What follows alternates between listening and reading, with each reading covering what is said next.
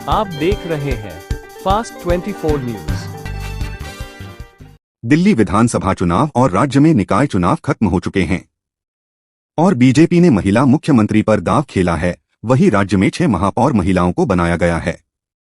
लेकिन सवाल ये उठता है, क्या बीजेपी सच में महिलाओं के सम्मान की बात कर रही है या फिर ये सिर्फ एक चुनावी रणनीति है, देश भर में सहानुभूति बटोरने की एक कोशिश।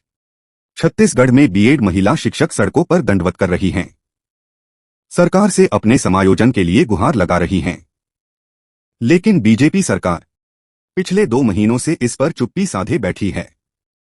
क्या इन शिक्षिकाओं की तकलीफें उन्हें दिखाई नहीं दे रही?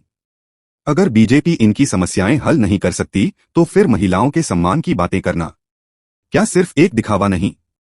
इन मासूम शिक्षिकाओं का कसूर क्या है? कोर्ट का फैसला अपनी जगह, लेकिन ये शिक्षक तो सरकार के लिए ही काम कर रही थीं। इनकी नियुक्ति भी सरकारी नियमों के तहत ही हुई थी। तो फिर समायोजन में इतनी देरी क्यों? ये कोई पहली बार नहीं हो रहा। 2018 में भी ठीक ऐसी ही स्थिति थी। तब भी छत्तीसगढ़ में बीजेपी की सरकार थी और मुख्यमंत्री थे रमन सिंह। लेकिन तब समायोजन में कोई रुकावट नहीं आई। क्यों? क्योंकि उस वक्त राज्य में चुनाव नजदीक थे। जिन शिक्षा कर्मियों का तब समायोजन हुआ था, उनके पास तो आज भी टीईटी पास करने का प्रमाण पत्र नहीं है, जबकि तब भी देश में आरटी एजुकेशन एक्ट लागू था। लेकिन आज इन बीएड शिक्षकों के पास सभी आवश्यक डिग्रियां हैं और इन्होंने टीईटी परीक्षा भी उत्तीर्ण की है।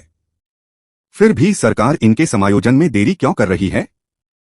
तो सवाल ये है, क्या बीजेपी अपने हर फैसले सिर्फ चुनावों को ध्यान में रखकर लेती है?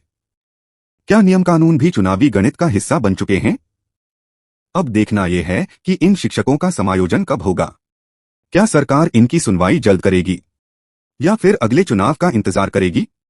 हमारी नजरें इस मुद्दे पर बनी रहेंगी। बने रहिए हमारे साथ।